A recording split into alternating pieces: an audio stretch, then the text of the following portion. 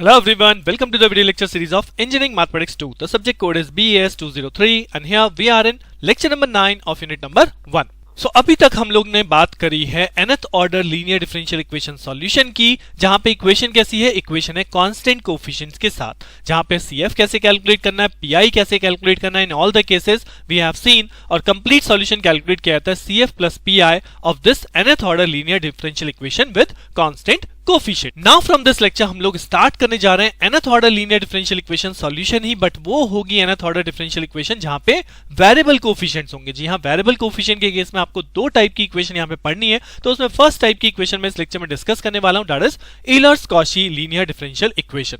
सो क्या है ईलर्स-कॉची, किस तरह से इसमें CF और PI सॉल्व किया जाएगा, मींस सॉल्यूशन कैसे कैलकुलेट करेंगे, जानने के लिए अपना लेक्चर स्टार्ट करते हैं on solution of Euler's Cauchy linear differential equation. So Euler's Cauchy equation, जिसको हम होमोजीनियस एलडी बोलते हैं, बेसिकली अब तक एलडी जो हमने देखा और इस एलडी में क्या डिफरेंस है वो हमें आइडेंटिफिकेशन करना है। आइडेंटिफिकेशन क्या है, अगर आप यहां पे देखोगे मैंने जनरल फॉर्म में यहां पे लिखा हुआ है, क्या लिखा है, अगर हम देखें अब तक हमने पढ़ा है nth ऑर्डर डेरिवेटिव जो होता है उसका कोफिशिएंट क्या ले सकते हैं, उसका कोफिशिएंट कोई कांस्टेंट ले सकते हैं, लाइक 8n या समथिंग 5 या 6 -1 whatever, any constant value. But यहां पे आप चेंज देखोगे तो क्या है, nth ऑर्डर डेरिवेटिव के साथ एक x to the power n लगा है, यानी दिस इज द कोफिशिएंट जो कि किस में आ गया, x to the power n में आ गया। इसके साथ कोई कांस्टेंट वैल्यू तो हो ही सकती है, जैसे अगर आप इसके नेक्स्ट डेरिवेटिव को देखो तो यहाँ पे n-1 डेरिवेटिव है जिसके साथ x to the power n-1 तो है ही, बट साथ में आपका कोई कांस्टेंट कोफिशिएंट भी है, right. So this a1 a2 an-1 this ai's are constant, but यहां पे हर एक डेरिवेटिव के साथ क्या आ रहा है, हर एक डेरिवेटिव के साथ उसी सेम ऑर्डर का x to the power coefficient भी आ रहा है, that's why this is not a constant coefficient equation, this is called Euler's Cauchy equation. और इस केस में इन इक्वेशंस को कैसे सॉल्व करते हैं, अल्टीमेटली तो हमें सॉल्यूशन कैलकुलेट करना है, तो सॉल्यूशन कैलकुलेट करने के लिए हम पर्टिकुलरली इस इक्वेशन को वापस उसी फॉर्मेट में कन्वर्ट करते हैं जो अब तक हमने सीखा है, यानी कि LDE with constant coefficient, right. अब यहां पे देखिए आप राइट हैंड साइड पे Q भी है, और Q हमने क्या पढ़ा है, Q is a function of X, और Q के हमने डिफरेंट केसेस पढ़े, case 1 to 5।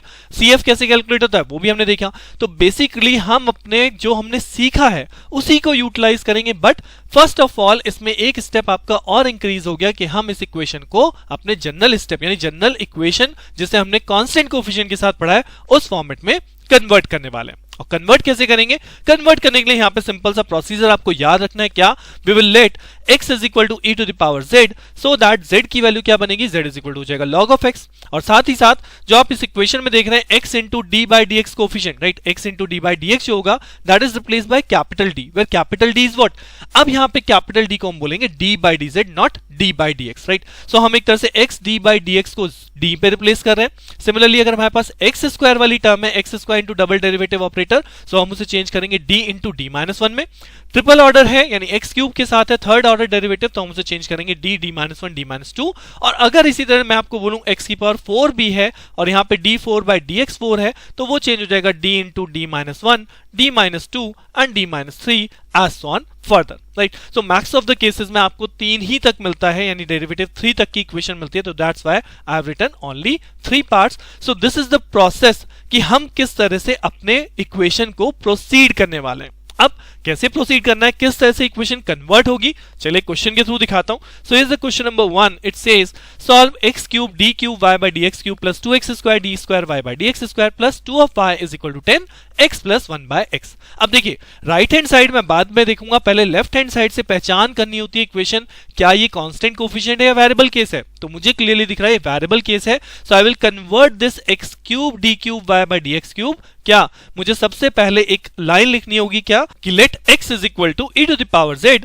So that z is equal to log of x, और सिमिलरली ये वैल्यू रिप्लेस हो जाएंगी दिस पार्ट से। तो ये जो हमारा प्रोसेस है, प्रोसीजर है, इस प्रोसीजर को डिफाइन करेंगे, स्पेशली दिस लाइन कि let x is equal to e to the power z, so that z is equal to log of x। Based on this अब मैं इसे कन्वर्ट करूंगा, अब यहाँ पे x cube d cube y by dx cube है, that is replace by d into d-1 into d-2 plus 2 is a constant coefficient, then उसके बाद ये जो टर्म है x square d square y over dx square, this is converted into d into d-1 plus 2 and y is overall common part, right, is equal to right hand side में भी similarly change, 10 is a constant, x की जगह हमने क्या put किया, x की जगह हमने माना e to the power z, so ये हो गया e to the power z, तो 1 बाय x क्या हो जाएगा, e to the power minus of z, so ये हो गया e to the power z plus e to the power minus z। Further इस इक्वेशन को सॉल्व कर लीजिए। सॉल्व करने का मतलब I will multiply this part, तो जैसे आप मल्टीप्लाई करेंगे यहाँ पे बनेगा डी स्क्वायर, जिससे डी में मल्टीप्लाई कर दूंगा तो हो जाएगा डी क्यूब।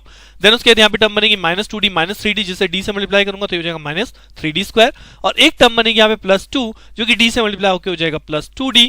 फर्दर इसे सॉल्व करेंगे तो हो जाएगा 2d square minus of 2d plus of 2, right. बाहर y कॉमन है, is equal to right hand side पे कोई चेंज नहीं, e to the power z plus e to the power minus z। Further left hand side पे आप देख सकते हो 2d कैंसिल आउट हो रहा है। इस माइनस 3d स्क्वायर में प्लस 2d स्क्वायर करेंगे, एक d स्क्वायर बच जाएगा, नहीं फाइनली इक्वेशन क्या बचेगी, d cube minus d square plus 2 into y is equal to 10 e to the power z plus e to the power minus z। This is the first step required in this kind of equation, कि अब आपने इस इक्वेशन को इस form में convert कर लिया। और you can see over here कि अब यहाँ पे जो d के डेरिवेटिव्स हैं, यानी कि d क्यूब का डेरिवेटिव है वो कांस्टेंट है, d स्क्वायर का डेरिवेटिव कांस्टेंट है, यानी कि this become my constant coefficient linear differential equation of nth order. अब जैसा हमने प्रीवियसली अब तक सीखा है कि इस इक्वेशन का सॉल्यूशन कैसे कैलकुलेट करते हैं, so now this become my question. सो इसलिए मैंने इसके अलग से रिप्रेजेंट कर लिया कि अब ये मेरे लिए क्वेश्चन बन गया, अब मुझे इसका सॉल्यूशन कैलकुलेट करना है। सो सॉल्यूशन कैलकुलेट कैसे करते थे, first of all we find CF, और CF के लिए क्या होता था, CF के लिए ऑक्सिलरी इक्वेशन बनाएंगे तो ये बनेगा m cube minus m square plus twice of m is equal to 0। यहां से इसके आप कैलकुलेटर चलाइए, रूट्स कैलकुलेट कीजिए, we will get m is equal to -1 and 1 plus minus i, because यहाँ पे क्यूबिक इक्वेशन है, वी हैव 3 रूट्स, तो by calculator you will find -1 1 plus minus i. तो अगर हम इसका CF लिखें तो CF के लिए क्या इक्वेशन होती थी, एक रूट यहाँ पे सिंपल है, रियल है, डिस्टिंक्ट है, तो that is c1 e to the power minus x हो जाएगा। So here c1 e to the power minus x plus c2 cos of x plus c3 sin of x e to the power z, right. But अब यहां पे चीज ध्यान रखिएगा, basically हमने equation को कन्वर्ट किया है। Now this time this d is nothing but d by dz। So यहां पे x वेरिएबल नहीं है, यहां पे z वेरिएबल है। तो ये गलती बहुत बार होती है, इसलिए मैंने पहले जो बोला है वो x की टर्म में बोला है, सो दैट कि हमने अब तक जो पढ़ा है हम उसी फॉर्मेट में लिख रहे हैं। बट क्योंकि यहाँ पे चेंजेस है, यहाँ पे जो हमारा d डेरिवेटिव है वो d बाय dz है, सो सॉल्यूशन जो आएगा यहाँ पे x इंडिपेंडेंट वेरिएबल नहीं है, यहाँ पे z is an independent variable now, right. So equation का सॉल्यूशन जो CF की फॉर्म में लिखा है that is c1 e to the power minus z plus c2 cos of z plus c3 sin of z e to the power z। अब इस step के बाद आपको वापस, क्योंकि सॉल्यूशन हमें किसका चाहिए, सॉल्यूशन तो हमें बेसिक इक्वेशन का चाहिए, गिवन इक्वेशन का, जहां पे x इंडिपेंडेंट वेरिएबल है। सो हम वापस इसको x की फॉर्म में कन्वर्ट करेंगे बाय लेटिंग व्हाट, कि हमने जो लेट किया था x is equal to e to the power z, so z is equal to log of x। तो अगर यहाँ पे देखोगे तो e to the power z की जगह क्या आ जाएगा, e to the power z की जगह x आ जाएगा, e to the power minus z की जगह क्या आ जाएगा, दैट इज 1 अपॉन x हो जाएगा। तो हमारा जो सॉल्यूशन बनेगा वो क्या बनेगा, c1 upon x plus c2 cos of z, cos तो as it is रहा, but z is replaced by log of x, c3 as it is sin of z, z is replaced by log of x। तो this is the required CF part, जहां पे y के लिए हम solution लिख रहे हैं, और y किसका फंक्शन है, y is a function of x, right। तो equation conversion in constant coefficient, then constant coefficient के बाद हम लोगों ने CF कैलकुलेट कर लिया। अब बारी आती है PI के लिए। सो PI कैलकुलेशन कैसे करते थे, PI के लिए सेम चीज, क्या, 10 upon d cube plus 2 minus d square, और ये राइट हैंड साइड पे e to the power z plus e to the power minus z function. अब देखो, अब ये चीज कैसे सॉल्व करनी है ये हमें पता है। क्या, ये कौन सा केस बन रहा है, राइट हैंड साइड पे एक्सपोनेंशियल केस बन रहा है, और एक्सपोनेंशियल केस को सॉल्व करने के लिए पहले मैंने इन्हें अलग अलग कर लिया। 10 इज अ कांस्टेंट बाहर चला गया, 1 upon d cube minus d square plus 2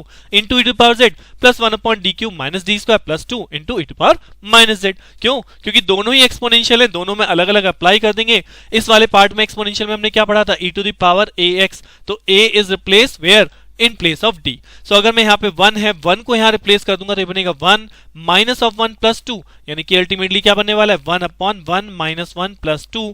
case of failure नहीं है, e to the power z के साथ रखा जा सकता है, बट वहीं पे अगर हम इस वाले पोर्शन में देखें तो यहाँ पे -1 है, जैसे हम -1 पुट करूंगा तो ये बनेगा -1, ये बनेगा -1, ये बनेगा +2, यानी यहाँ क्या हो रहा है, केस ऑफ फेलियर होना है ना। और केस ऑफ फेलियर में हमने क्या पढ़ा है कि हम इसे डिफरेंशिएट कर देते हैं। तो वहां पे हमने पढ़ा था x का मल्टीप्लाई, बट यहाँ पे हमारा इंडिपेंडेंट वेरिएबल z है, so will write z multiply 1 upon differentiation with respect to z।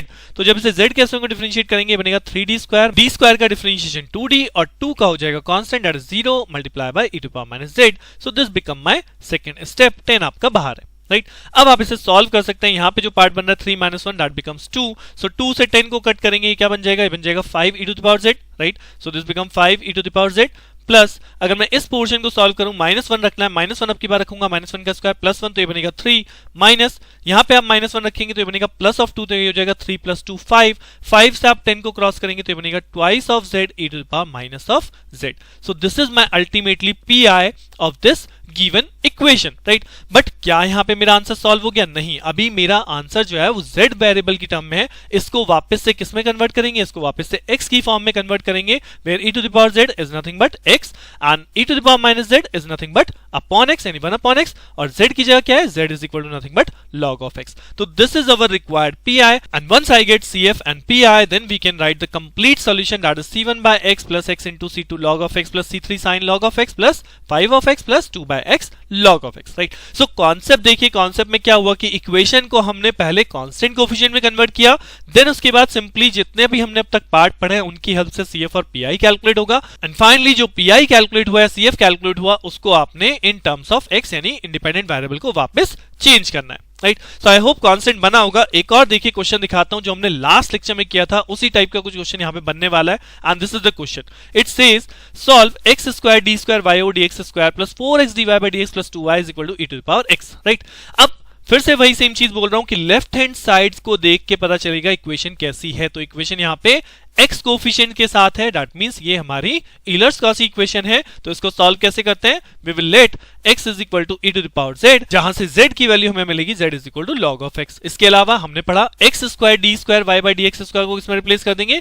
d into d minus 1 में रिप्लेस करेंगे, plus 4 as it is constant है x into dy by dx, that becomes only d, then plus of 2, और ये पूरा का पूरा y हो गया आपका बाहर, is equal to e to the power x. x की जगह क्या आएगा? x की जगह आएगा e to the power z, right. अगर हम इसे फर्दर सॉल्व करें तो हमारे पास इक्वेशन क्या बनेगी? ये हो जाएगा d square minus of d plus of 4d plus of 2 into of y is equal to e to the power z, जिसको फर्दर सॉल्व करें तो we get d square plus 3d plus 2 into y is equal to e to the power z. अब जैसे कि मैंने अभी आपको बोला, ये इक्वेशन हमने लास्ट लेक्चर में सॉल्व करी है, जहां पे हमने जनरल केस में देखा था, बट वहां पे आपकी इक्वेशन थी d square plus 3d plus 2 into y is equal to e to the power x, directly in terms of x था, बट यहाँ पे इन टर्म्स ऑफ x नहीं है, यहाँ पे किस टर्म में आ रहा है? इन टर्म ऑफ z आ रहा है. सो सॉल्यूशन तो उसी तरह से होगा. कैसे किया था? First of all we will let cf, और cf के लिए क्या बनेंगे? इनके दो फैक्टर बनेंगे, d प्लस 1 और d प्लस 2, यानी कि रूट क्या बने थे हमारे? -1 और -2, जिससे हमारा cf क्या बना?